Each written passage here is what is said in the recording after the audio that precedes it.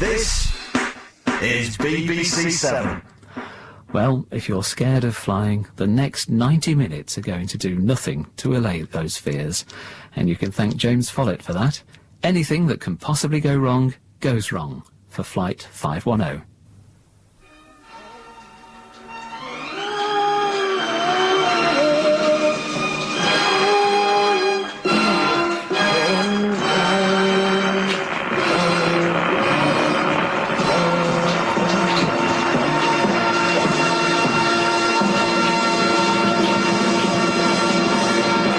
Listening to station WNYA, time 8 p.m. Still no sign of an end to the JFK fuel operatives strike. Union boss Jim Ryan is now threatening Transair flights unless Mayor Cohen intervenes.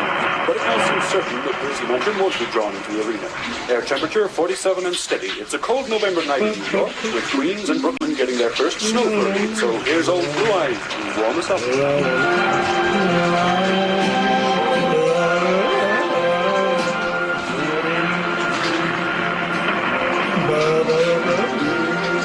Strangers in the night, Yes, mate. they're thinking glances, wandering in the night. What were the chances? Okay, I'm coming.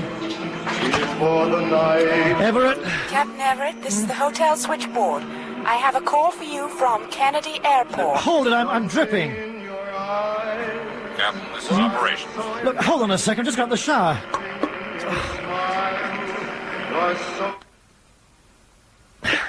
Yes? Are you ready for your flight plan details, Captain? I'm trying to do three things at once here. Pencil. Okay, I've got one. Right, go ahead. Well, surprisingly, you've got a headwind component, so you've got a long flight time. Flight level 330 to Gander, and then climbing to 370 for your oceanic crossing on track Victor. And then the usual airways routing.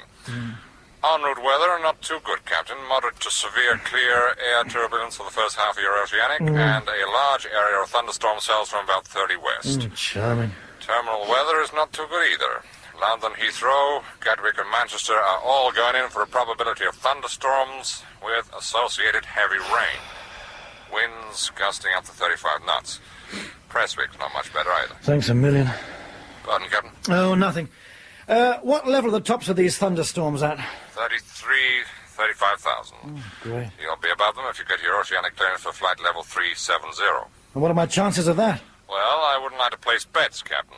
Newark, Washington and Boston are all pushing out extra traffic for the London Trade Fair. Oh, thanks. Still, it looks like a profitable flight from Transatlantic Airlines' point of view. You've got a fairly full load. In fact, you are full. 352 passengers, 4,500 kilos of freight. Oh, goody. Well, it eases the monotony, Captain. Oh, yes, there is something else. We've still got a fuel delivery problem with this strike.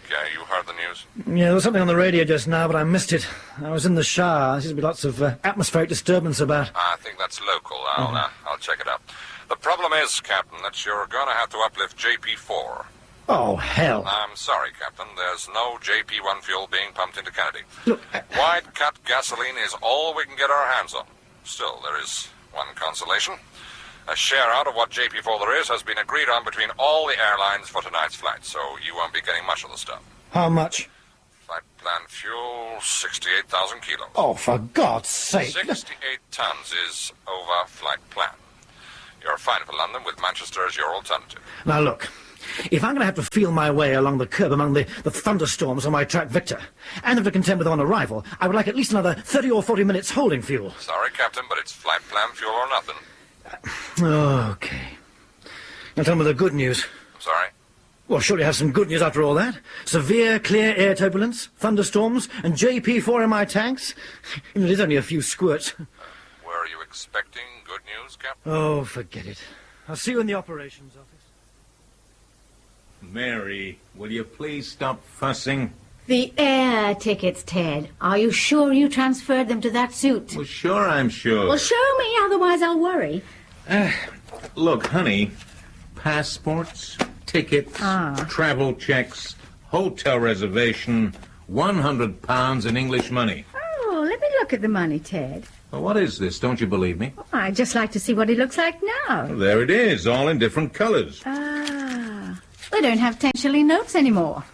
You Didn't have to wait all this time for a trip home, honey. Oh, I didn't want to go without you. And you were always too busy. Anyway, I stopped thinking of it as home years ago. Hey, what do you suppose English girls go for now instead of nylons? Oh, I'll tell you one thing they don't go for. Something you've got now that you didn't have then. Money? Middle-aged spread, my sweet. Why, you little minx, come here. It's going to cost you. Oh, no, Ted, stop it. Getting old, am I? I didn't say that. Oh, Ted, put me down, you idiot. Joanna and Trevor will be here any minute. You're not so light yourself. Look, Ted, Joanna Think I might shake the English reserve? They're not reserved. Nor am I. Excited? For the 1000th time, yes. Oh, that's them. Now stop assing about and put me down. Apologize. They'll hear us. Open it. Not like this, Ted. We must look ridiculous. Go on, you can reach the latch. Oh. Good evening, Miss... Oh.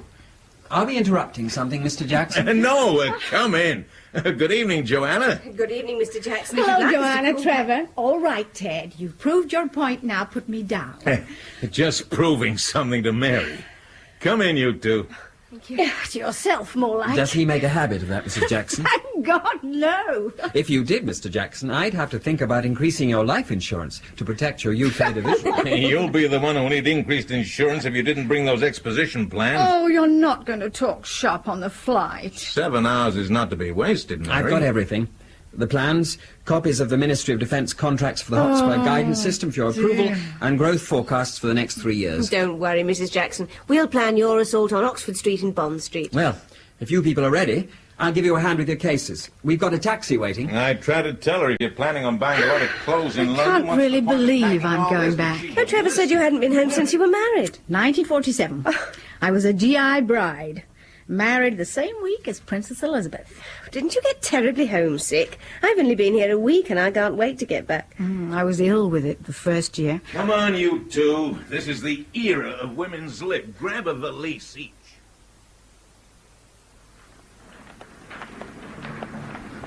Excuse me, miss. Just a minute, Captain. No, Mr. Pullen, your trunk definitely has not arrived from Grand Central. The bellhop will bring it up to your room as soon as it shows up. You're welcome, sir. What have you done with my crew? Oh, yes. They checked out before their wake-up call. Your flight engineer wanted to do some last-minute shopping. They said they'd be back in time for the airport pickup. Thank you. You're welcome, Captain. Have a pleasant flight home. Hello, Skipper. Getting worried about us? It's all Taft's fault. Hey, look at that, Captain. 2 Batman suits for the twins. $15 each. Well, I shall keep them on the flight deck for this trip. They might come in handy. Why's that? Flight plan fuel with register diversion, track Victor, moderate to severe clear air turbulence, a headwind and thunderstorms en route and arrival, and we're uplifting JP4. Try repeating it without smiling. I'd better cable my wife. The strike? Yes, that's it. One big fuel share-out. It's what I've suspected all along. Someone in operations hates us. I've considered having an attack of amnesia at the airport and going home on a British Airways flight as a passenger. How much fuel? 68 tons. Well, that's okay. Oh, there's the airport coach.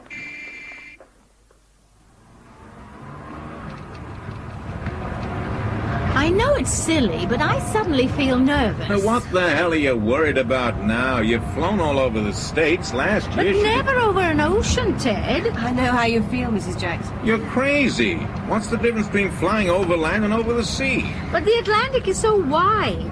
That Liverpool boat took us 10 days to get here. A crummy troop ship. It broke down about 6 times. And what happens if an aeroplane breaks down? Oh, I've made the crossing 20 times now, Mrs. Jackson. You'll find those Transair Orion Jumbos are the most comfortable aircraft you've ever been in. We'll be upstairs in the first class section, with a spacious lounge and a bar behind the flight deck where you can stretch your legs. Thank you, Trevor. It's a pleasure, Mrs. Jackson. Oh, I wish you'd call me Mary. Both of you. Well, if Mr. Jackson doesn't mind. Anything to keep her happy.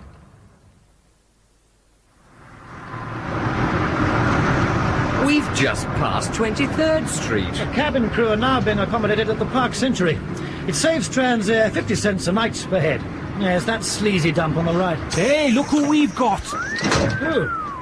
Oh, yes, the tall blonde. This year's Miss Transair. Don't get excited, Taft. We used to have her in the European division. She's a one-woman ice age. Yes, I know the type. Reserved for skippers. You two don't sound unearthly with me around. Oh, get him. Good evening, Charlie boy. So they finally made you up to the lofty rank of cabin service officer. I applied over a year ago, Mr. Harmon. Evening, Captain. Fitting reward, Charlie, for all those boring hours you spent watching stewardesses burning their knickers and escape chute practice. Flight attendants, we're supposed to call them now. The Equal Opportunities Commission. I'm not having any committee lecturing me on bird identification. If she's wearing a blue skirt, or better still, not wearing it, then she is a stewardess. Is she married? Who, Captain? Miss Transair, whatever her name is. Oh. No, Captain, but I once saw a smile at a British Airways skipper. Oh, we can't have that. No, they can find their own. It was a very lukewarm smile. Yes, I shall go and speak to her about it. Dazzle her with my charm. 50p you get nowhere, skipper. You haven't got 50p. You haven't got charm, so who's a hockeying? Good evening. Good evening, Captain. I don't believe we've flown together before. We haven't. I saw your photo in the staff magazine a few weeks ago and you were made Miss Transair. Really? That's a coincidence. I remember seeing yours a few years ago when you were married. Well, I was a late starter.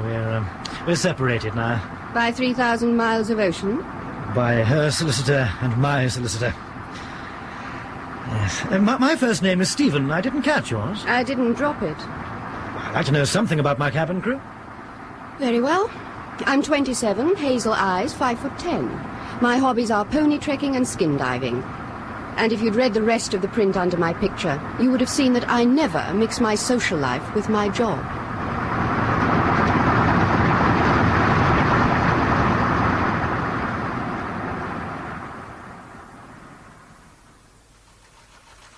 Your flight briefing sheets, Captain. Thank you. Anyway, I don't care if she's the chairman's mistress. That's not the way to talk to a skipper. 50p. What? Oh, well, I've only got a fiver. I'll owe it to you. What's this? The runway 28 right vases at London, the US. See, what that girl doesn't realise is that a skipper isn't exactly that influence. I mean, her future could be in my hands. I suppose she'll let you get them on anything else. Did you say something, Jeff? Look, you give me the fiver, and I'll owe you the £4.50. Those localisers are still out at Manchester. What the hell are they pouncing about it there? Well, if I'm not wanted, I'll go and start my checks. And I'm off to the lounge for a coffee and 10-minute sulk. Oh, try and get the aircraft's present position right when you load the inertials, Pat. Oh, cheek. What's up with him? His bashful boy routine just came unstuck in an encounter with a stewardess. Let me guess. The one from the European division, Miss Elaine Parsons? That's the one. I've heard, gentlemen, but don't quote me, that she's saving herself for the first Concorde skipper that even glances at her. In that case, our Stevie Wonder's in with a chance. How's that? Oh, haven't you heard? He's bought himself a rabbit's foot and bid for the Concorde Transair have ordered. Steve Everett, you gotta be kidding. Straight. Him and 20 other skippers, senior to him.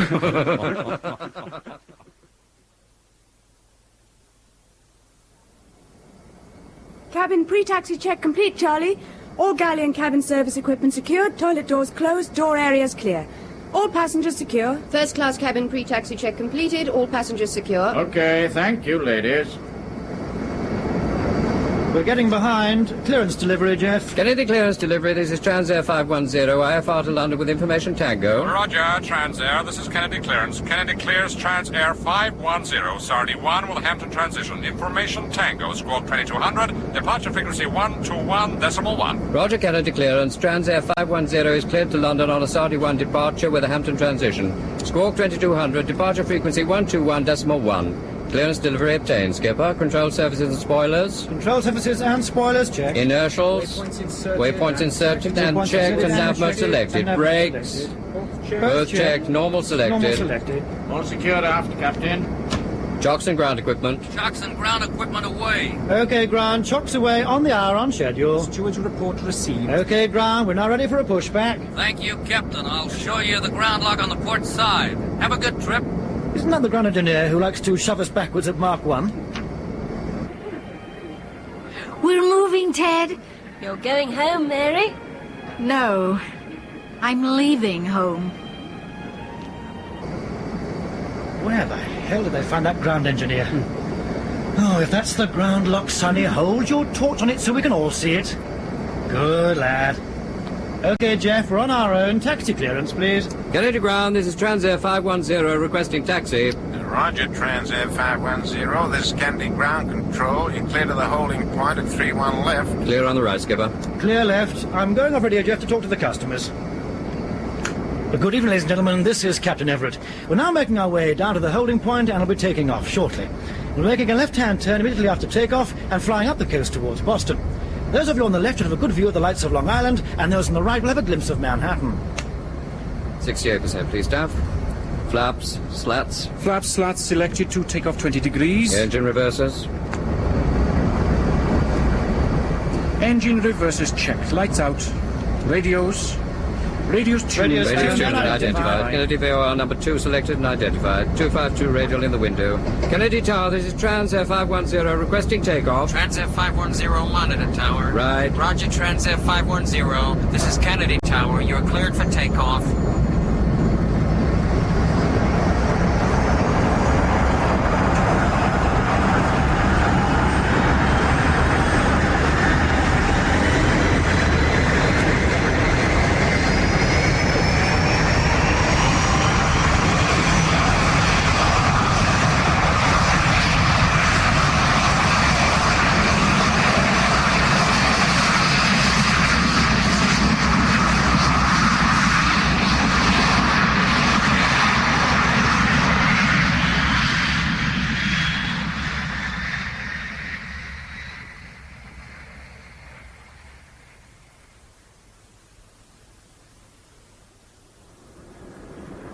Miss, could we have some more coffee here, please? Yes, sir, I'm fetching some more.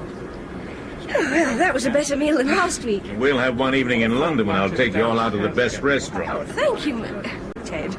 Bring that works manager you've hired, Trevor, and his wife. Coffee, sir. Ah, thank you. Oh, darling. Oh, I'm terribly sorry, sir. I'll get a cloth. No, it's okay. This'll do. Oh, I'm awfully sorry. If you let me have your jacket and tie... Don't worry, it wasn't your fault. Oh, my dress! Seems we're hitting a few pockets. Okay, I'm sorry. I'll go and get something. Oh, it doesn't matter.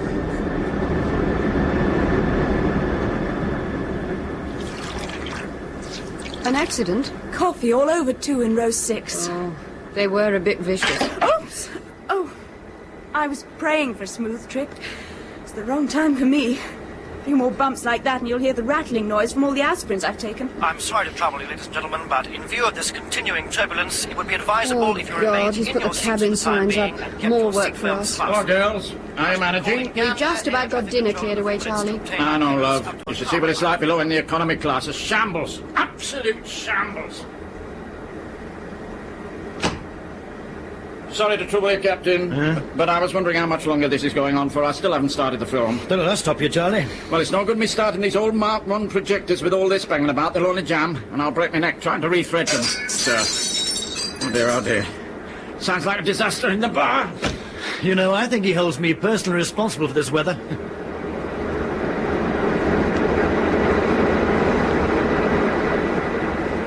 There. Are you sure that'll be all right now? Yes, it's fine. Don't worry, it wasn't your fault. Will it be like this all the way across? Oh, I hope not. Well, if you're sure it's all Yes, right. it's fine. Thank you.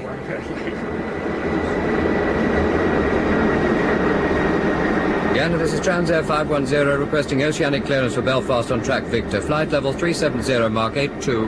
Roger, Transair 510. This is Gander. Gander clears Transair 510 to Belfast on track Victor. Flight level 330, Mark 8. 330, Taff. With all these thunderstorm cells lying in wait. Roger, Gander. Transair 510 is cleared over St Anthony to Belfast.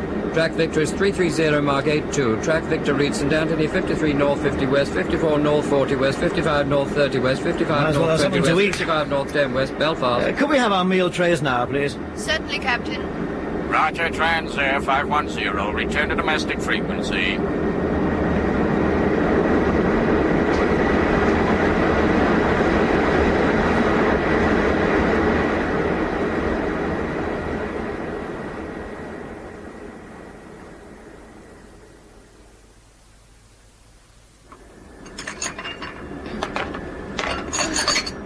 They've left most of it. Look. Eventually you'll learn the uselessness of trying to please flight deck crews. Oh, has Charlie abandoned the film? Yes, those stupid projectors.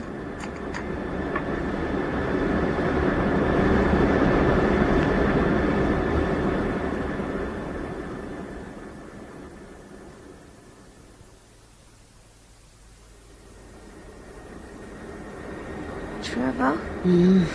I can't sleep because of this buffeting. Try. It's easing up a bit. Is it often like this? What's the time? We're about halfway across now.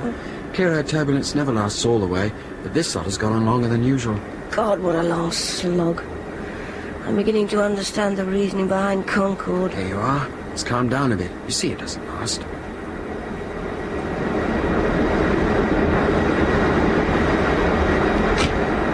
Sorry to trouble you again, Captain, but what are the chances of this lasting? I was hoping to start the film, otherwise they'll be wanting their money back. Bit late, isn't it?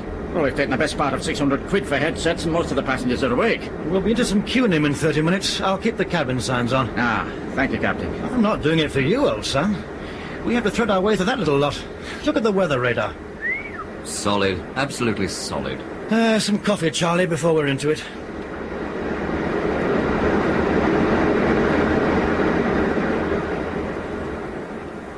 The Captain would like some coffee, please, ladies. Oh, is the buffeting over for good now, Charlie? Oh, I imagine so. Then we're resuming cabin services? No. Not just yet.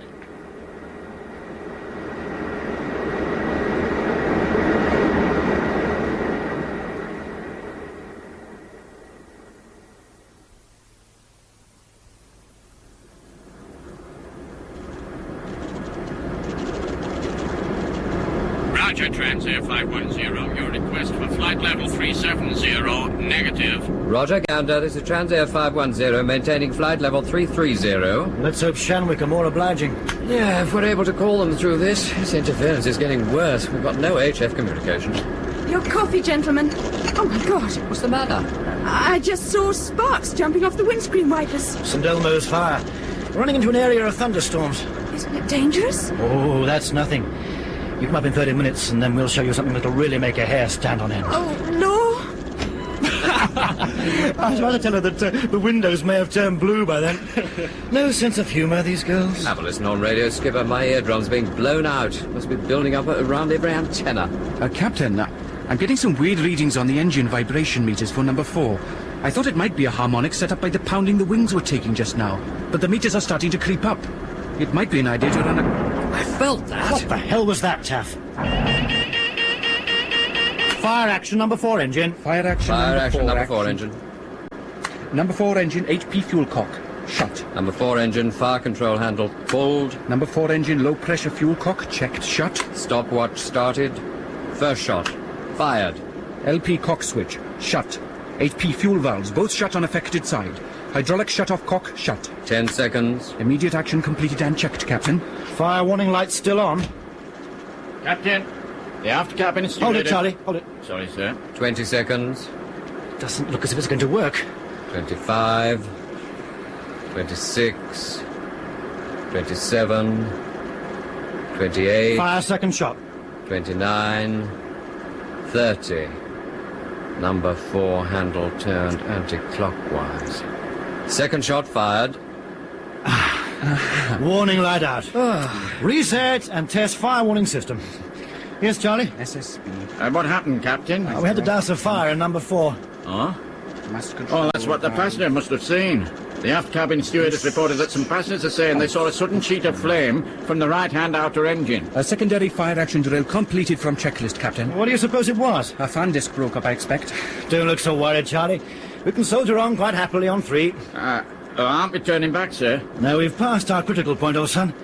Taff, it doesn't feel as if there's any abnormal drag, but you better go right aft into the tourist cabin for a visual. See if anything's hanging off that might cause problems. Okay, Captain. Oh, and pass the word to Gander, Jeff. Looks like we're going to have to deviate left of track to avoid that lot. Sorry, Skipper. Still can't talk to anyone with all this St. Elmo's fire.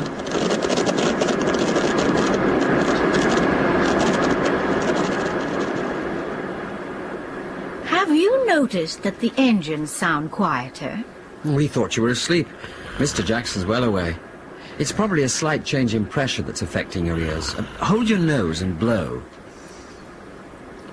No, they're definitely quieter than they were. Oh, God, it's starting to get bumpy again. Shall I open my blind? You won't see anything. Look! Lightning! Look at it, Trevor. We must be in the middle of a thunderstorm. Now, don't be silly, Joanna. They're flying around it. That's why the aircraft keeps backing. Well, what's happening, eh? Look at the lightning, Ted. Isn't it fantastic? You can see the clouds lighting up from inside. You've woken me up to look at lightning. You woke yourself with your disgusting snoring. I never snore. It's funny being so near to a thunderstorm and not being able to hear it. Have you ever seen it as bad as that before, Trevor? No. But doesn't lightning mess up their radio? That's what I was thinking.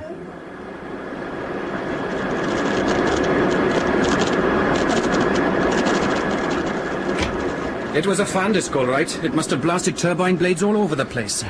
There's no sign of the thrust cone and reversers. And I got a look at the front. The air door inlets are in shreds. Anyway, there's nothing hanging off the engine. 300,000 for a new engine. Oh, bang goes our profit-sharing bonus. Any luck, Jeff? Nothing. Just blasted crackling, Skipper. HF and VHF bands all completely blotted. Ha! Maybe we can persuade Robertson to stop a new engine out of Taft's pay. Captain, we seem to be getting through our fuel much faster than we should. Did anyone look at the fuel gauges while I was gone?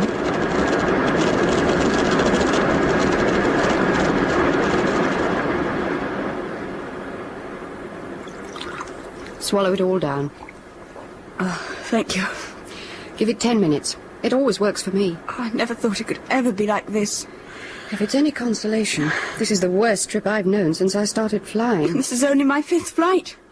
I'm seriously considering making it my last.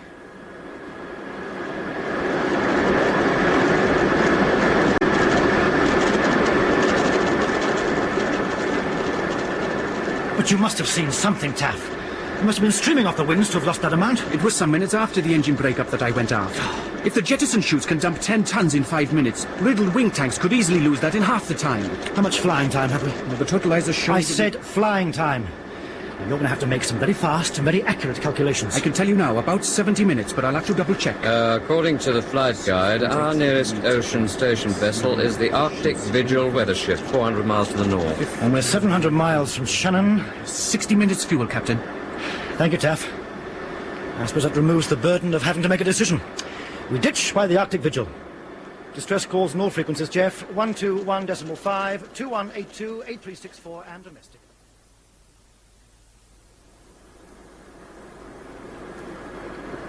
It's all right. They're both asleep. It was VE night. Piccadilly was crammed. I lost my boyfriend and my left shoe in that order. It was murder. People were singing and dancing and going completely wild. God knows how many times I was grabbed and kissed by strangers. And then this American sergeant noticed I'd lost a shoe. So Mr. Jackson wasn't an officer? Ted? Oh, no. And he'd only been made a sergeant the week before. Oh, my God, what's happened? What the hell was that? The wingtip's on fire! Look! On fire! Trevor! Stewardess! Trevor, get one of the stewardesses! It's no good, everyone trying to call the stewardesses.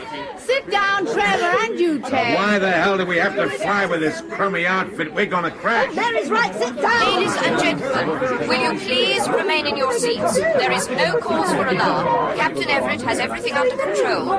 Please go back to your seats and fasten your seatbelts. Where are they? There you are. The fire's going out. Oh. Our outer surge tanks are on Warning fire. We lights have out, insufficient Captain. fuel to reach Shannon. This is Transair flight... Oh, blast. This is useless, Skipper. That bloody JP4. You can come off radio, Jeff. Now let's concentrate on getting down in one piece. What about this aileron, Taff? I can't hold her straight even with rudder. No pressure on all systems. I've got the figures for you. If we go down at 50%... Yes, Captain. We're going to ditch in 25 minutes, Charlie. Brief your staff and get the passengers ready. Interphone is set for ditching. Report as soon as you're ready. Yes, Captain.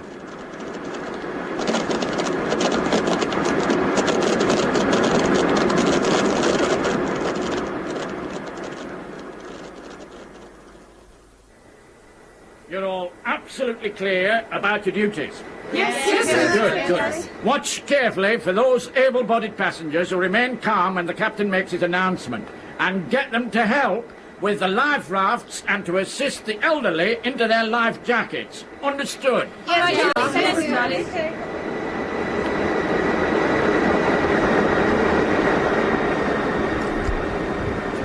They're just like doctors. They won't tell you what's the matter. I'm certain we're losing height. Where the hell are the stewardesses? Miss! Miss, we want to know what's going on here. Ladies and gentlemen, could I have your complete attention, please? This is an emergency announcement. What? We shall soon be forced to make an emergency landing. Oh, my God.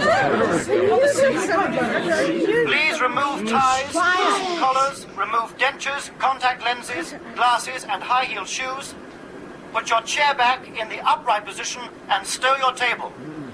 Your life jacket is under your seat. Where? Put it on, but do not inflate it until you are outside the aircraft. I don't believe it. I just don't believe it. Take your teeth out, Ted. How are you supposed to wear this thing? Trevor, I haven't got one. It slipped down on my side, honey. Do you all have a cushion each? I can't get this on, miss. Oh, just a minute, please, sir. Do you all have a cushion each? Yes, thank you, miss. How the hell am I to tie this behind my back? Oh, no, sir, don't pull that.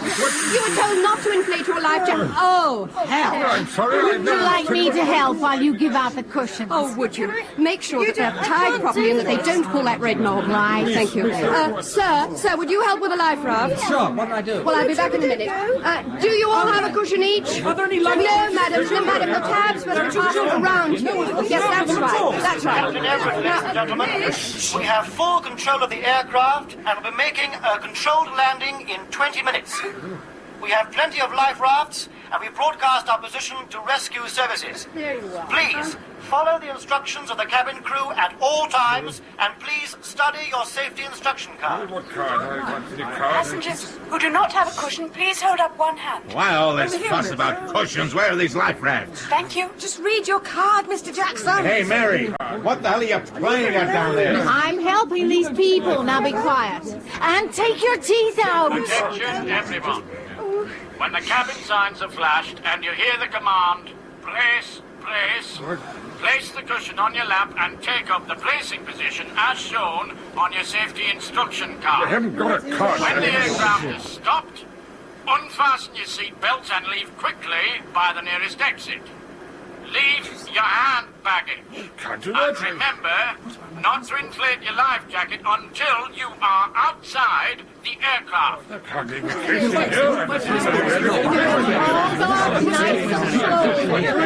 it. And you, Jeff, will call take up ditching positions over the PA at 1,000 feet, and then call brace at 200 feet and flash the cabin signs at the same time. Landing lights on from 2,000 feet for landing parallel with the main swell. Landing configuration will be gear up, of course, full flaps, 150 feet permanent rate of descent from 1,000 feet. I'll keep the passengers fully informed at all times and keep the wings parallel with the water, not the horizon. I'll rotate to nose up 5 degrees and close throttles immediately on contact with the water. Understood. One suggestion, Captain. Yes? That we scrub round the fuel jettison. We're in static. It's virtually petrol, that JP4, and we're nearly down to unusable fuel anyway. Okay, fuel jettison deleted from checklist. All right, lads, start top of descent check. Very clever.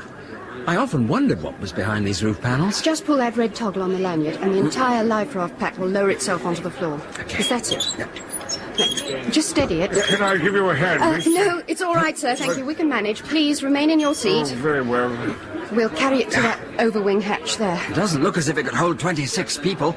You'd be surprised at their size when they're inflated. It's all academic, really. What is?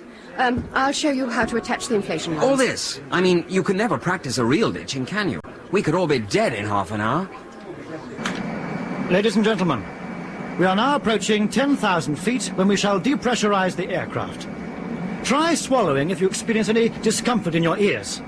Oxygen is not necessary at this height, so the masks will not appear.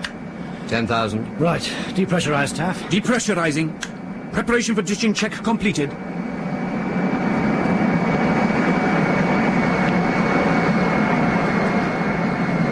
All first-class galley switches off.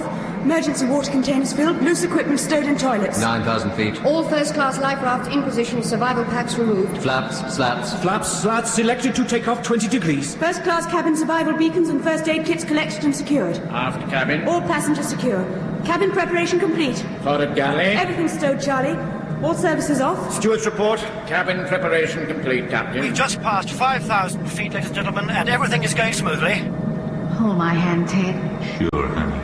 You haven't taken your teeth out. Approach check completed, Captain. Looks like these bloody storms go all the way down. Soon find out, old son. Trevor! All cabin crew to ditching stations. Something to tell your grandchildren. It's your kindness that I'll always remember. Don't say anything. Landing lamps. Landing lamps on. Bloody hell. Hey, what's the matter with the radar? Hell, look at that water. Yes, I've looked. Worrying about the radar takes my mind off it. 1,500 feet. Cabin fully depressurized and resealed for buoyancy. Ditching check complete. 1,000 feet, Jeff. This is the first officer. Take up ditching positions. Oh my God. Level, Jeff. Level, that's it. 180 knots. Parallel with the swell. Now hold it there. 4 seconds between the crests. 150. 6 seconds between crests. We'll time them across the lights from the lower. 500 feet. 140 knots. 3, 4, 5. Brace! Brace! Right down, Ted. Get your head right into the cushion. 5 seconds, Jeff. Start rolling. Port down. 2, 3. Level, level. Starboard down. 2, 3. Keep it like that, Jeff. You're in perfect phase. God, what the hell are they doing? Trying to keep the wings parallel to the waves. Now shut up. 100 feet. You're out of phase. No, no, no. Come on, level. They aren't regular. Start again. That's it. Why don't they get it over with?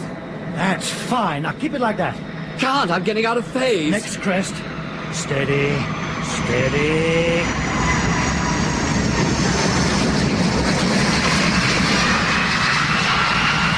Closing throttles.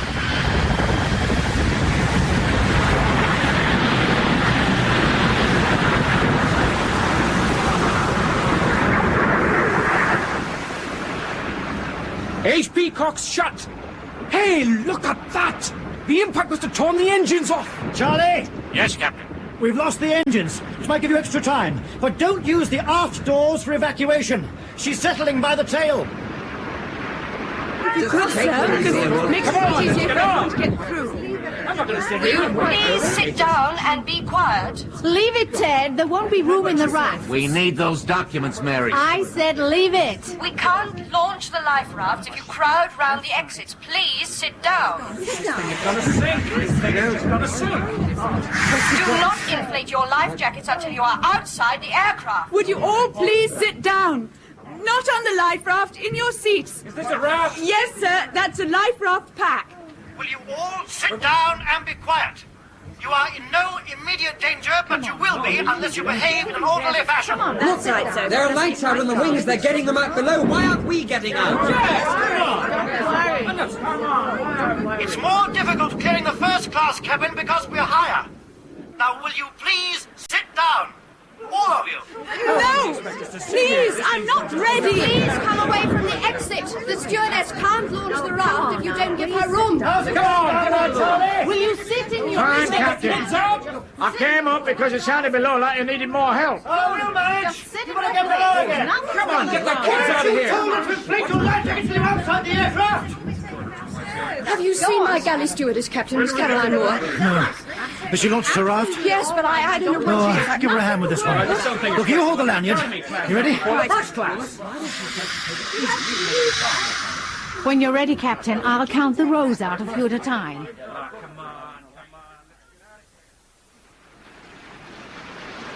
Okay, I've got you. Onto the wing now. No, you won't. It's only a couple of feet. You can jump that. That's it. We're loading raft 9 now, Mr. Davis. Do you need the spotlight on you? Just for a minute, Charlie. Thanks. All right, now sit down and wriggle forward on your bottom. Never mind your dress. Can't I stay on the wing? I want to stay on the wing. Grab her, Charlie. Where's Trevor? I want Trevor. Now, come on, love. Just let yourself slide forward so I can get up into the raft. Nice and warm inside. Just like little igloos. Trevor, where is he? You're holding up the others. Now get into the raft before I kick you in.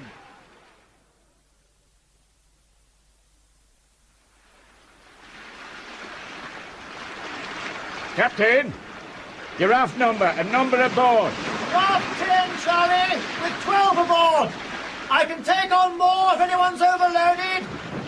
Miss Parsons, your raft number and number aboard. Raft 15, 19 aboard. Have you seen Caroline Moore? Can I help? Don't worry him now. Yes, you can, madam. Count the numbers on these lists. My totals are at the top. But see what you make of them. Be careful with them. A bit soggy. Right. Is Caroline Moore in your raft, Charlie? No. Well, can I check for myself? But is your raft attached? No, Well, make it faster. This one, for God's sake, woman. Haven't you any sense? 370. Will you double check? I did, yes. And your figures. You made it the same. What's the total, Charlie? 370. It should be 371. 352 passengers, 3 flight deck and 16 cabin crew. We'll have to get each raft to recount. No, we'll have a proper roll call. We'll pull all the rafts into a tight circle and you call out the names.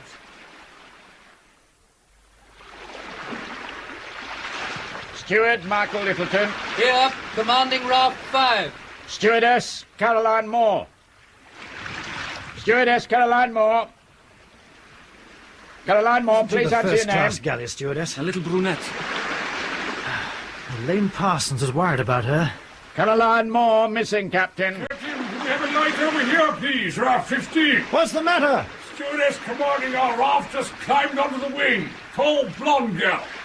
Elaine Parsons is in 15. Stupid bitch has gone back into the cabin. Charlie, give me the spotlight. Right, sir. That's got it. Miss Parsons! You're to return to your raft immediately! Miss Parsons! Do you want me to go after her, Skipper? No, I better do it. You'll be too polite.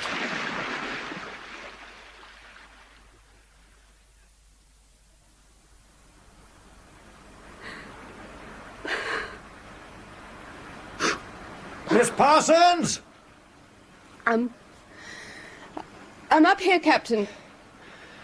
You are supposed to be commanding a raft.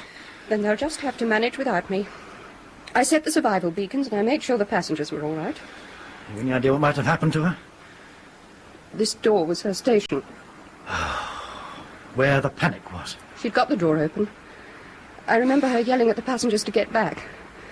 The stupid bastards, they must have pushed her into the water. We don't know that for certain. No, it's obvious, isn't it? Why didn't we have any help up here? Everyone went to their stations as per the drill laid down in the manual. You could have overruled the bloody manual.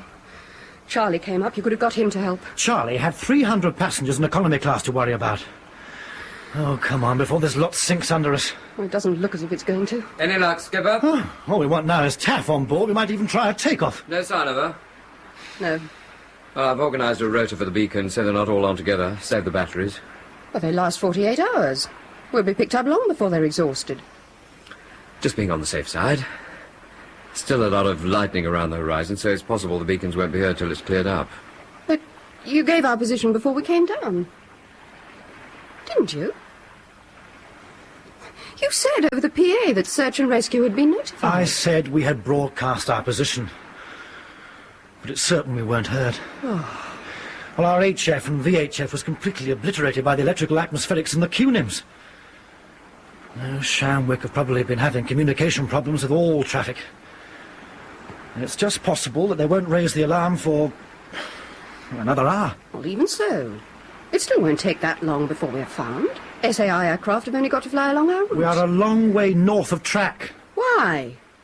Well, we deviated slightly north to avoid some selves. And then the fan on number 4 engine broke up and ruptured our tanks. And that left us without fuel for Shannon. So we turned north for a ditching near the Arctic Vigil Ocean Station vessel. And that's when the wing fire started? Yes. Just gas in the tanks. And they were vented to atmosphere. That was inevitable, I suppose.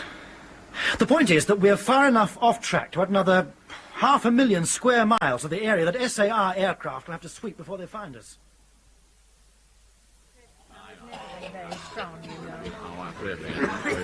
Shouldn't it be light now? What are you doing, Ted? Now, how do you unzip this? I want to take a look outside. Leave it, Mr. Jackson, otherwise we'll lose heat. I've been seasick for 2 hours. I need some air. Look at that, will you?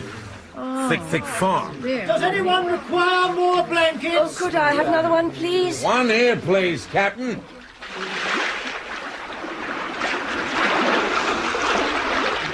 Everyone okay? Fine, Captain.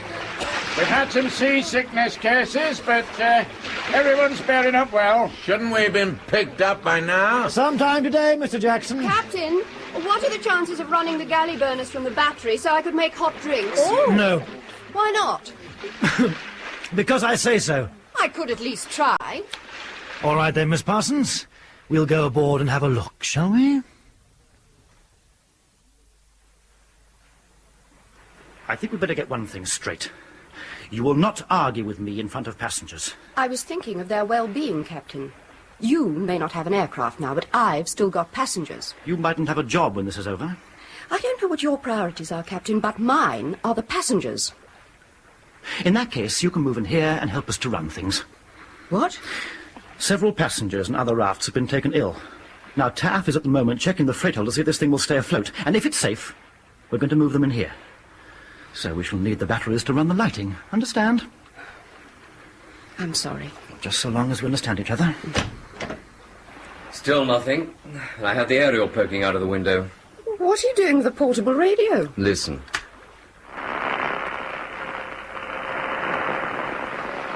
It's like that across all wave bands. Nothing but noise. And something's messing up the radar. And what about the aircraft's radio? Just the same.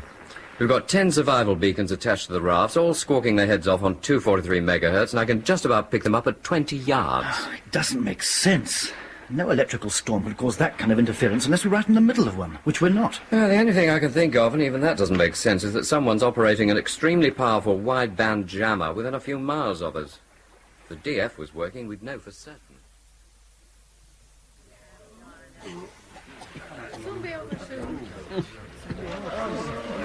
Why haven't we had an aircraft? Oh, give them time. Oh, God, it's cold. Yeah, it's a fog. It's best if you close the cover.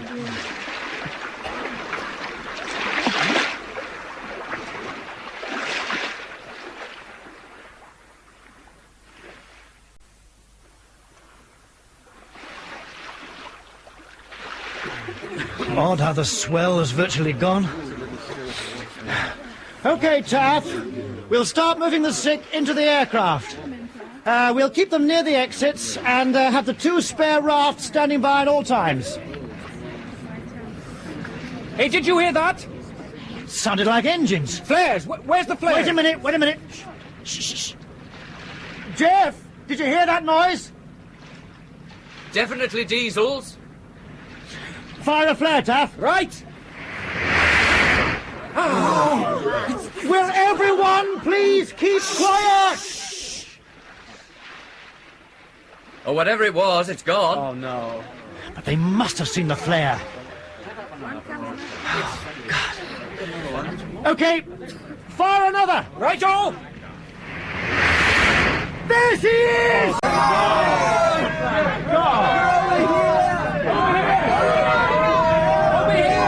What sort of ship is that? Who cares? Just so long as it's a ship! Over here! Over here!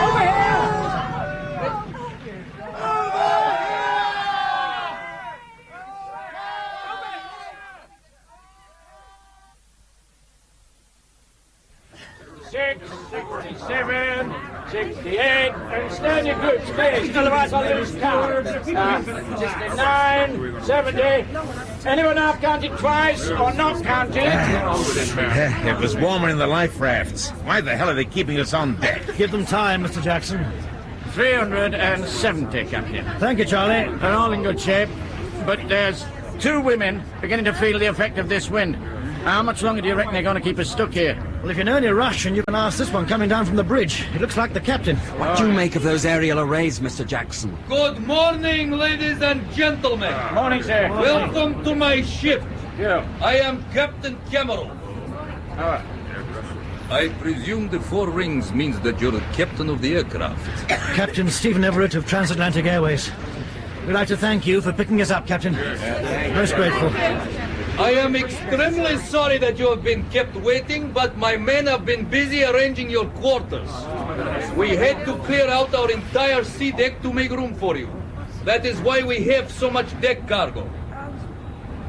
Have you, finished your count, Captain? Yes, everyone is present. You speak good Excellent. English. Please, keep your passengers as they are in manageable groups. My men will show them to their quarters. Come on, go get you down. No, one group at a time, please. Trevor, memorize everything you can about those antennae. You do the same, Mary. What for? Just do it. Captain Everett, would you accompany me to my cabin, please?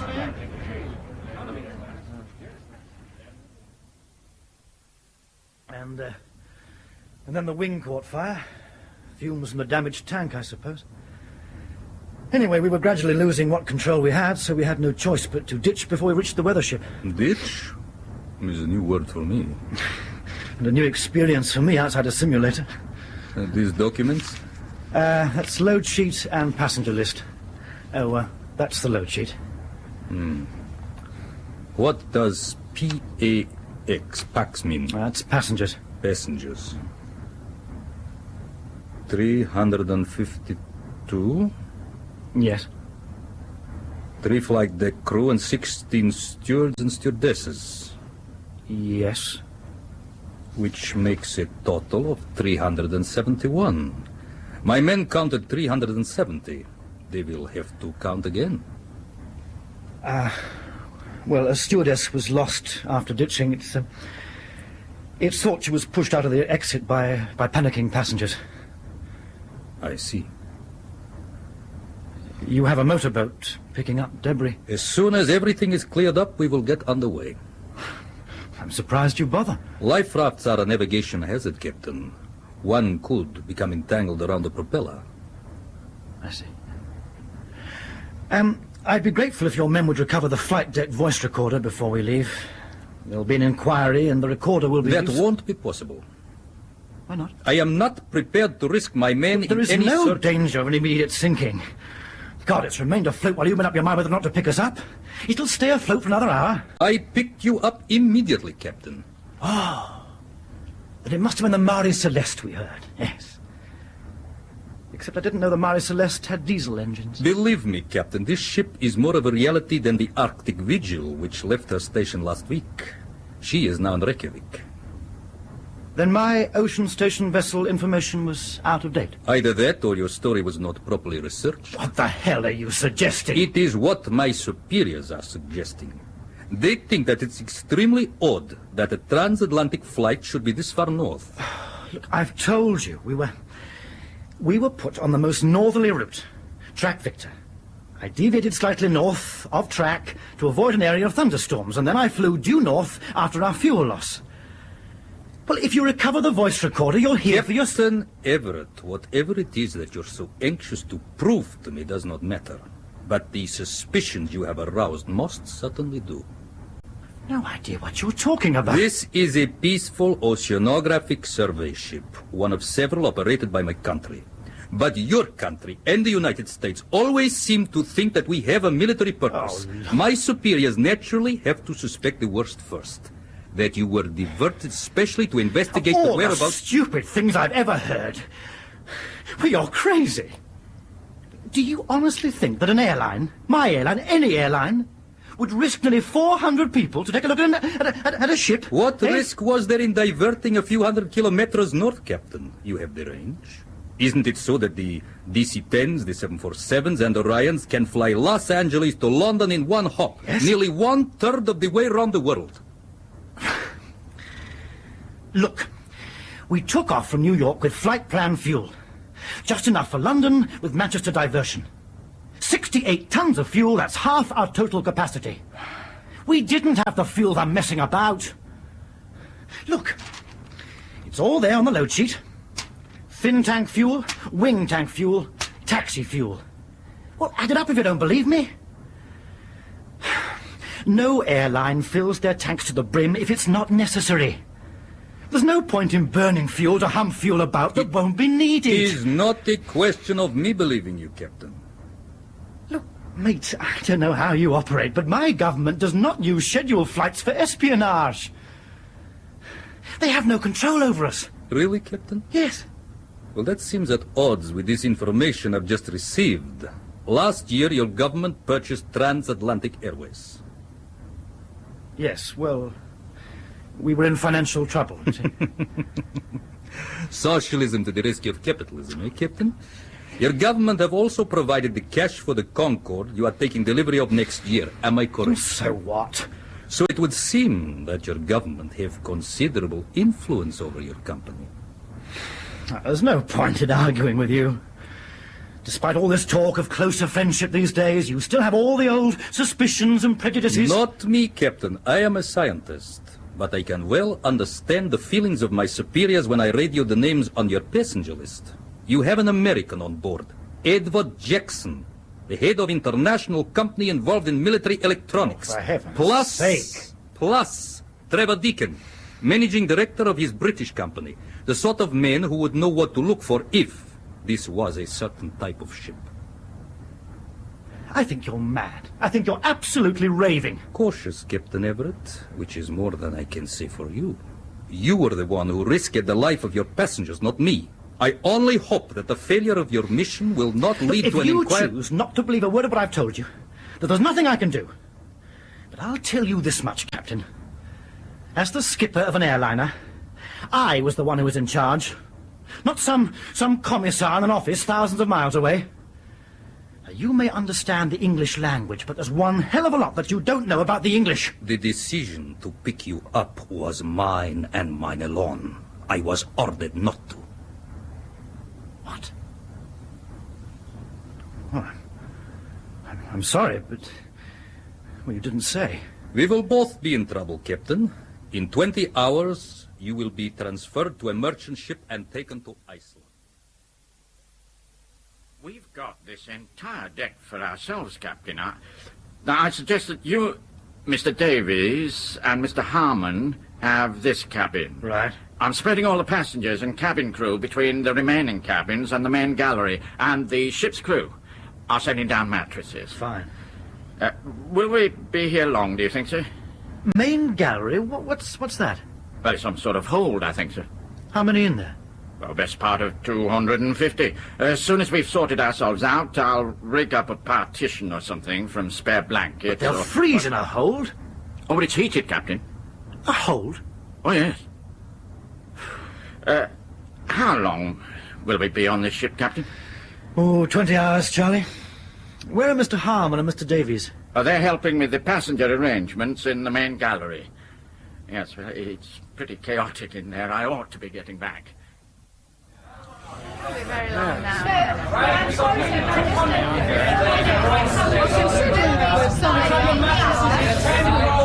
Haven't you got a bigger piece of paper than this? Oh, will this do?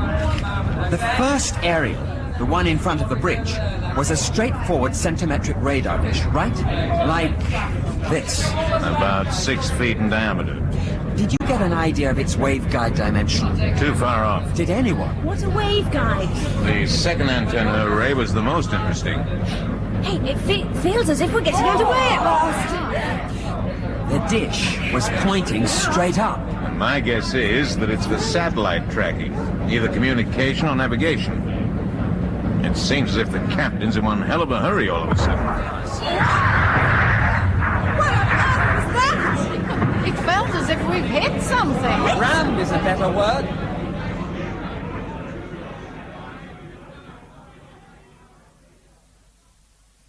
I was able to see everything from this porthole. They hoisted the motorboat aboard once it had cleared all the floating debris. You picked up everything? Yes, everything. Life rafts, survival beacons, food containers, the lot. And then they rammed the aircraft. Yes. Well, I suppose it could have been a navigation hazard. Oh, come off it, Jeff. 2 men went aboard. They'd have seen it couldn't have remained afloat for much longer. So why risk damaging his stern gear by ramming? Well, what were the 2 men after? I had a guess. The courier bin. Oh, it was empty according to the load sheet. I don't think the captain believes the load sheet. Let's move on. Next item, passenger welfare. Charlie? They're all in good spirits, Captain. The meal was better than any of us expected. Toilets are adequate. There is one problem. Exercise. I thought they were all too exhausted to worry about that. There's one or two who'd like to go on deck. Well, they can find their own way up. My God, we can't wet nurse Have all... you tried going on deck, Captain? No, why? You can't. All the hatches to this deck level are locked. A passenger told me. I didn't believe him at first, so I went round myself. And he was right. Every hatch is sealed.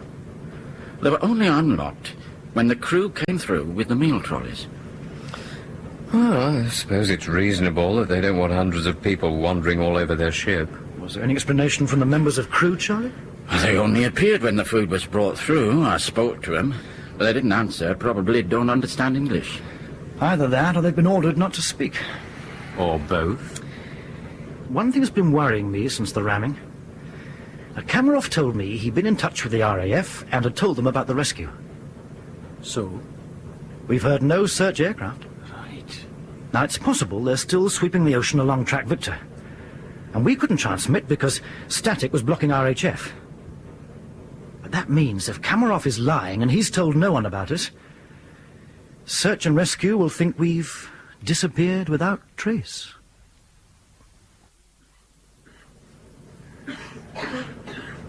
Trevor. Is Joanna asleep? Just about. So's Mary. I think everyone is. I've been thinking about this hold, or whatever it is we're in. You're right. It doesn't make sense. Listen. What? Air conditioning. Whoever heard of an air-conditioned hold? Refrigerated ships. This isn't a meat ship. We've agreed on that.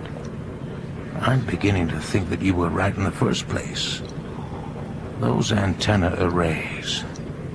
The delay in picking us up so they could empty this hold and put the equipment under cover on the deck.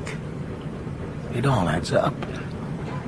I've got friends in the Pentagon who'd give their right arms to be on this ship. They can have my mattress any day. But they wouldn't learn much shutdown here.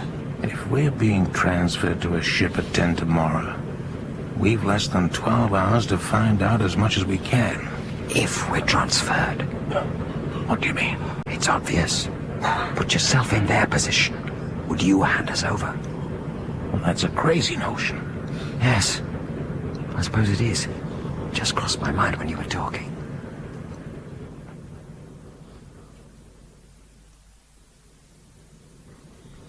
Skipper. Daylight. Sun came out for a few minutes just now. I was able to get our bearings. We're still heading due north. What does it matter? Hey, Taff, wake up. Hey, what's the nationality of this ship that Kamarov is supposed to be meeting? He didn't say. And I forgot to ask him. Does it matter? No, I was just wondering what merchant ships operate this far north. We must be making 1 degree every 4 hours at this speed. Yes. Anyone for tea? Oh, you lovely girl. All right, you need to get excited. I won't make a habit of it. That's what I call a welcome sight. Is that tea? It was sent in on a trolley. A 50-gallon urn, by the look of it. Oh, no milk, love? Just lemon. Oh. Captain, you'll have to do something about arranging for some of the passengers to go up on deck.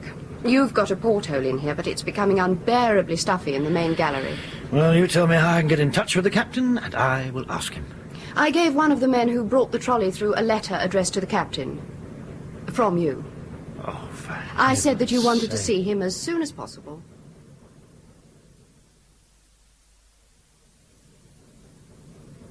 Come in, Captain Everett.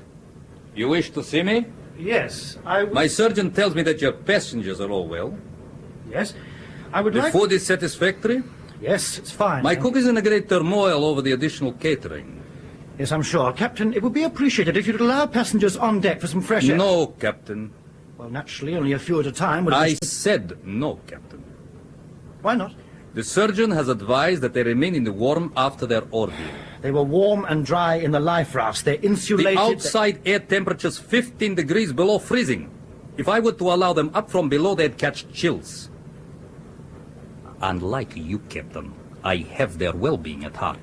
I'm talking about some able-bodied men and women who'd like to get a breath of fresh air. Well, you could lend them some great coats. I am sorry, Captain, but it is not only question of the cold. We have a certain amount of high-voltage scientific equipment on deck. It would not be safe to allow anyone up from below. Captain Kamarov, what exactly is this ship? I have already told you, an oceanographic survey ship. Then why is it festooned with complicated aerial systems? Until our program was interrupted, we were using towed sonar instrument packages to map the ocean floor. The aerials are for tracking satellites to enable us to fix our position to within a few meters. Accurate navigation is essential for oceanographic survey work just as it is for transatlantic flying. The name of this ship is the Novi Mir, which in English means the New World, the world beneath the waves. Now, if you will excuse me, I have work to do. The coxswain will escort you back to your quarters.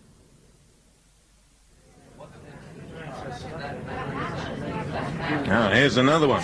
So that makes a line right down this side of the hold. Which I make 50 paces long. 50 paces. About 150 feet. Hello. This is interesting. Yeah, I've already seen it. It looks as if this entire floor section is some sort of elevator. You better add it to the sketch. Curiouser and curiouser.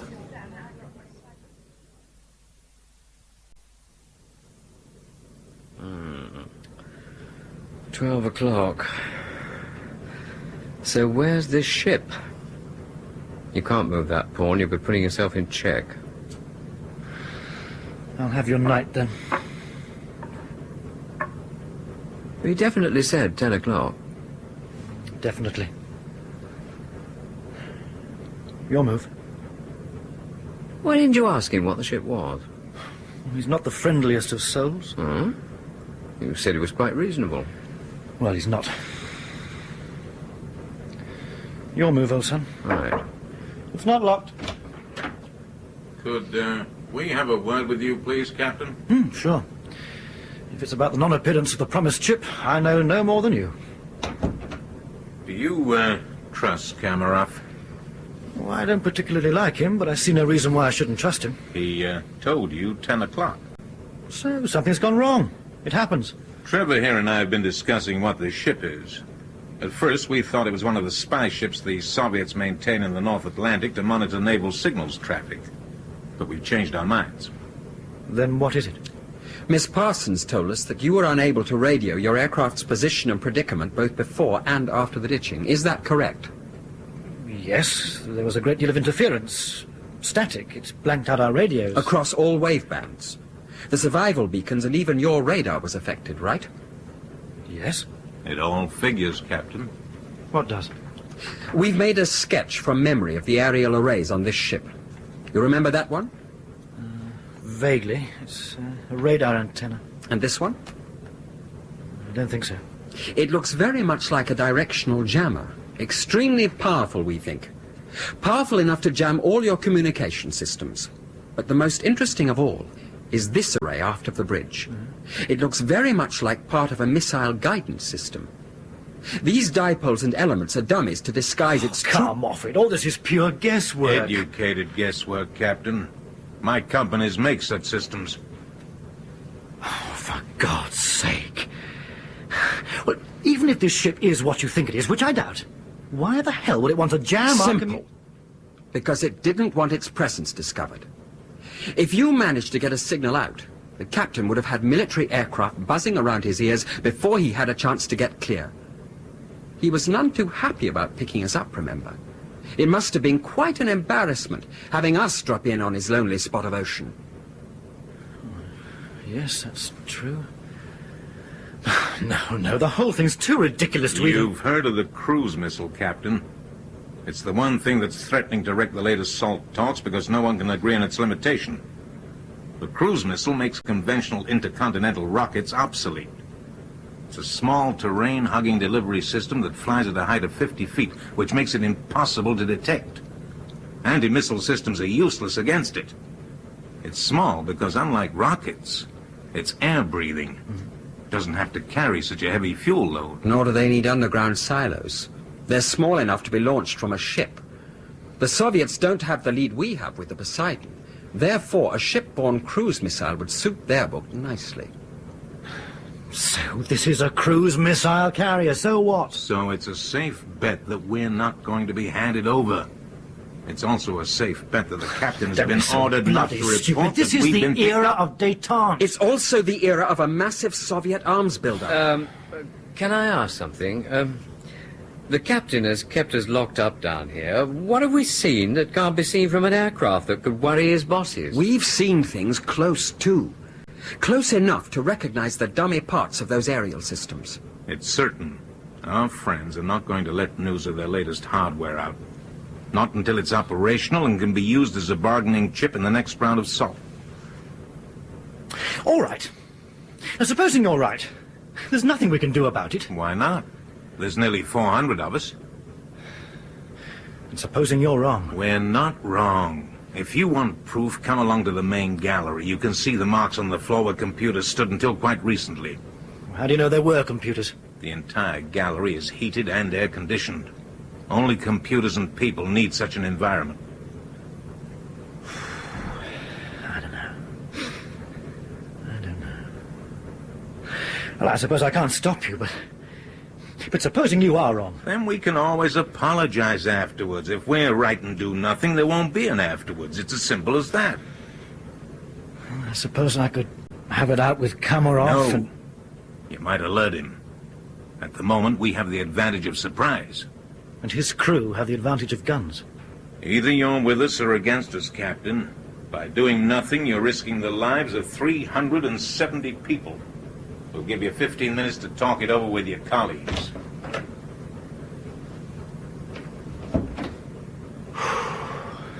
Bloody hell.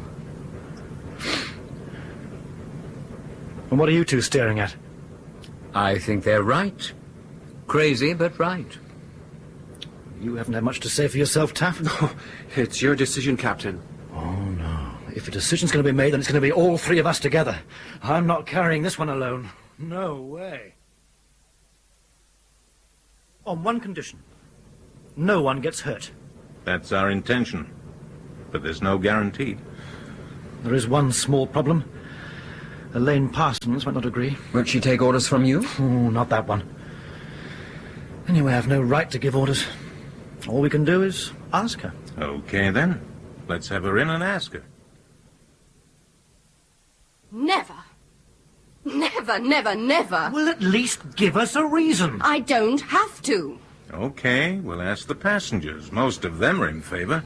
I expect there's a woman amongst them who'd be willing. It's not fair to expect any woman to do it. We can at least ask them. Well, it won't work. There's always half a dozen who remain in the companionway while the others push in the trolleys. Believe me, honey, Russian sailors are no different from other sailors the world over. Don't underestimate yourself. If anyone could pull them in, you could. Oh, God. Well, what do I have to do?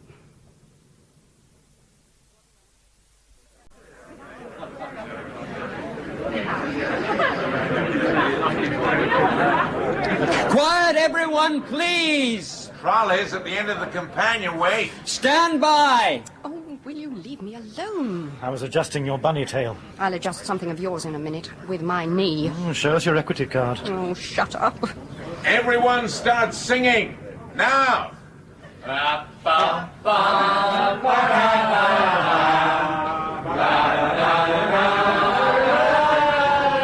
Okay, kid, you're on. Get out there and slay them. Oh, God.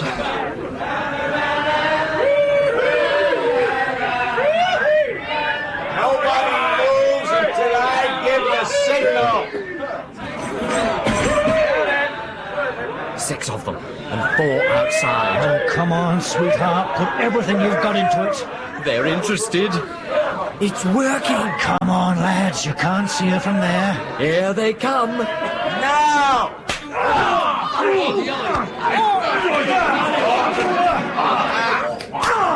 Their guns! Get their guns! Okay, right. That's it!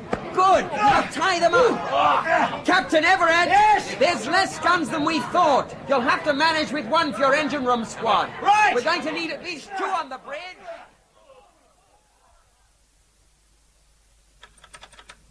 Stravanovich. Stravanovich. 075. Да, капитан, 075. He won't answer, Captain. Что же он делает здесь? One move or sound from any of you. Over there. Both of you. Place your hands on the chart table. But why? Check them for arms, Mr. Davis. Why are you doing this? Why? You were supposed to be transferring us to another ship 12 hours ago. Okay, nothing on them. There was a change. I'm on my way to rendezvous with the U.S. Coast Guard ship, the Emerson. You're on your way below, where you've kept us imprisoned for 36 hours. Now move. You're being extremely stupid. If you check this chart... I said move. Gyro compass. Rudder position indicator. These look like INS displays. Find you a couple of fuel gauges and you'll be happy, eh, Taff? I suppose these are the throttles.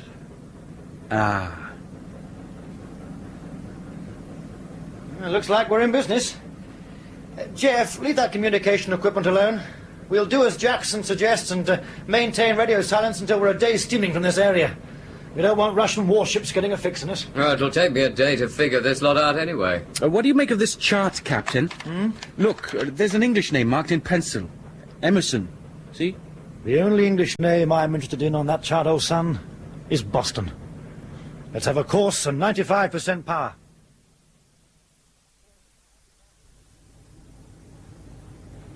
Coffee, gentlemen. Oh, thanks, love. How's everything below? Captain Kamarov is an extremely angry man. How do you like your new command? Well, she's a bit on the slow side. You still have a hankering for a Concorde? After a ditching. Well, it wasn't your fault. It makes me controversial. The last thing they want. I have nightmares about reporters asking such things as, do you think you might have to ditch this aircraft, Captain? Do you think we've done the right thing? Kamarov was raving that he was due to meet a Coast Guard ship. You're welcome to bring coffee up here, but not your doubts. We're having trouble with our own. What's that? It's a teleprinter. It's been doing that on and off for the past 6 hours. Someone's trying to tell us something. Either that or we're supposed to tell them something. Same code groups as before, Skipper, with one slight difference. A string of question marks at the end of the message. Don't you know what it means? No. Why not, Captain? You have the code books? I had them sent down to Kamarov. And what the hell for? Firstly, because I'm not a spy. And secondly, because I don't understand Russian. Those books would be useful We are handing this ship back to Kamarov intact with nothing taken. You're not being realistic, Captain. The Russians would do the same. I don't care what you think they would do. I'm only concerned with what we do. Those books stay with Kamarov. Now, you listen to me, Captain. If it wasn't for me... What the hell's that? We're open to suggestions. What do you think, Taff? It's above the radar gear. Well, try that switch. It seems to be some sort of warning system linked to the radar. Yes, Captain, there's something approaching us. Too small and too fast for a ship. And too slow for an aircraft.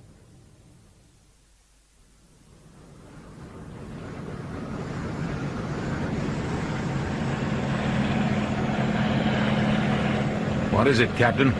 Well, the only Russian helicopter I've ever seen was at the Paris Air Show. I think it's a Kamov 26. Eh? Well, I've got a small boy who's dotty about helicopters. He's better on walls. He's flashing lights at us. Recognition signal, I suppose. I wonder how far he is from his ship. He seems to be losing interest. Yeah, he's probably going off to fetch his mates. Right. They know where we are now, so there's no point in maintaining radio silence. See who you can raise from the ship to ship, Jeff. This is the Nova Mir, position 63 degrees 10 north, 22 degrees west. We have the passengers and crew of Transatlantic Airways Flight 510 on board. Is anyone receiving me? Over. This is the Nova Mir with the passengers and crew of Transatlantic Airways Flight 510 on board, safe and well. Position is 63 degrees on 0 north. Well, I've never seen any reason to tell anyone. Everson. Do you want How a old position is he? repeat? 7. My mother looks after him when I'm Yes. away. The father was an officer then. He's a skipper now. Emerson.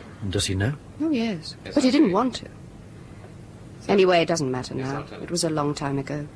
Well, all of us are like that. Perhaps not. Right. Elaine? Yes. Righto. I was wondering if, when all this is over, if you... I've contacted someone, the U.S. Coast Guard ship Emerson. Emerson? That's the name that's marked on the chart. What did they say? That they've been hanging around 66 North for this ship to show up. Oh, bloody hell. Our nearest ship is an Icelandic gunboat, which is on her way to pick us up and take us to Reykjavik. The Emerson. Well, what's the matter? Isn't that good news? Skipper, it seems we've stirred up a major diplomatic incident. They want us into the ship's lifeboats and our rafts immediately. I think you'd better speak to them.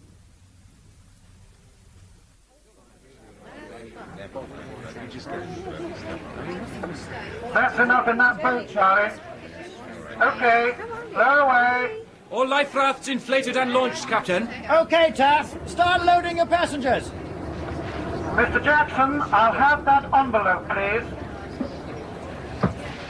What's the matter, Captain? That envelope, please. Now, wait a minute. These sketches are... I know what they are. Will you give them to Captain Kamarov, please? Otherwise, you'll be left behind. Now, you listen to me, Everett. I mean it, Mr. Jackson.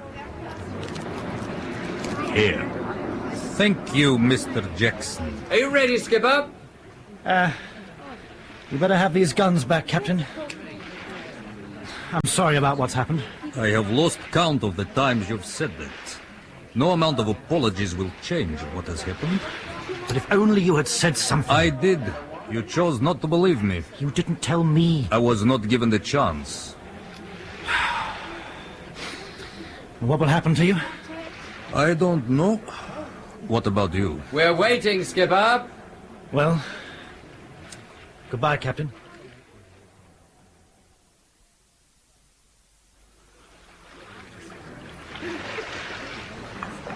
Everything okay in your boat, Jeff?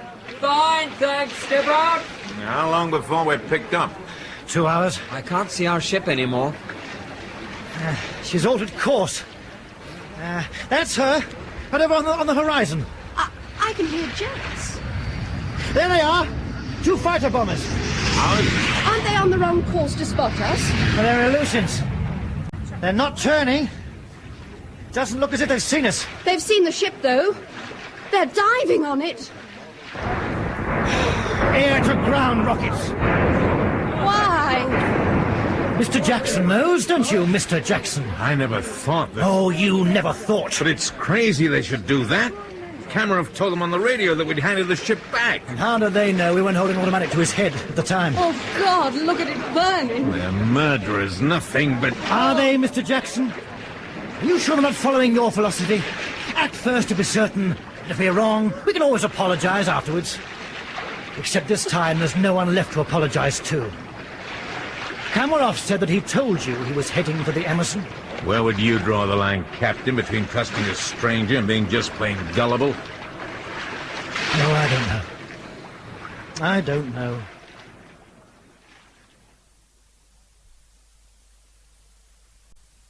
Is there anything you wish to add? No. That's the whole story. Okay. I'll get this report typed and let you see it first. Well, what happens now? Well, we've taken over this entire hotel. You'll all spend the night here. I've arranged for a flight to London for tomorrow.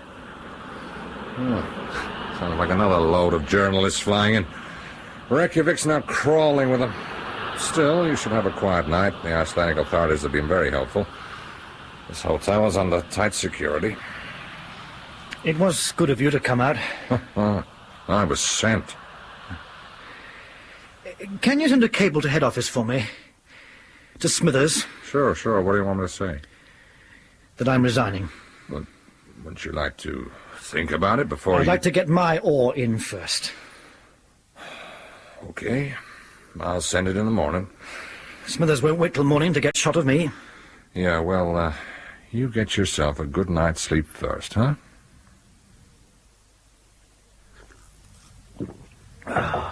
Captain Everett? Stephen? Who is it? It's me. Elaine? It's not locked, sweetheart. Come in. Ooh. My mother warned me about girls who visit men's hotel rooms in the night. Now, you try anything and I'll scream. You're drinking. Oh, why should I worry about the 8-hour rule? I won't be flying tomorrow or ever again. The operations manager asked me to give you this telegram. He thought it might be important. They beat me to it. What? Oh, nothing, my sweet. Nothing. Something's been worrying me. That makes two of us. I know I should feel terrible about what happened, but I don't. It seems that somehow it was all a dream, that it never really happened. Have you got a mole just above your navel? How much have you had? Well, have you? Well, yes. Then it happened. Aren't you going to open your telegram? Oh, what's the point? I think I know what's in it. I'm sorry. None of it was your fault. The passengers have got up a petition saying It doesn't that matter now. I've got enough saved to open a model aeroplane shop. Richard would like that. Richard? My little boy. Are you, by any chance... I once resolved never to marry a pilot. Too many of my friends have to sit at home while their husbands are off on 16-day trips.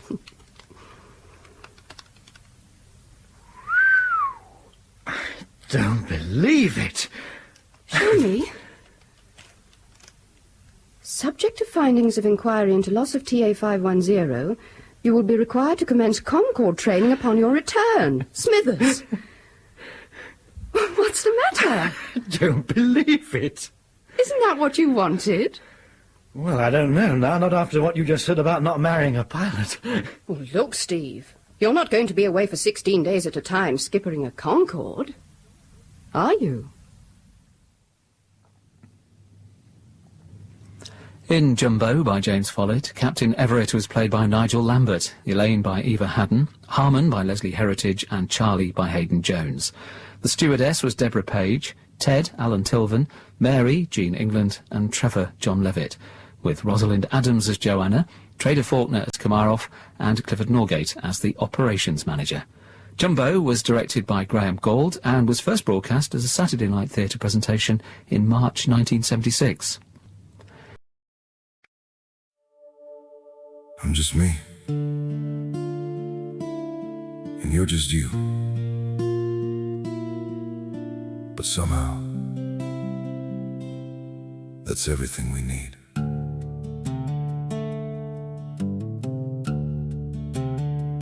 I don't have a perfect story, no shining crown to wear, just a heart that keeps on choosing you in every prayer. You're not made of fairy tales, you're not some distant dream, just the one who feels like home in ways I can't explain. I'm just me and you're just you, nothing more, but it feels true. No disguise, no in between, just the way it's meant to be. We don't need to be someone, we don't have to chase the sun. In this world so wild and free, you belong with me.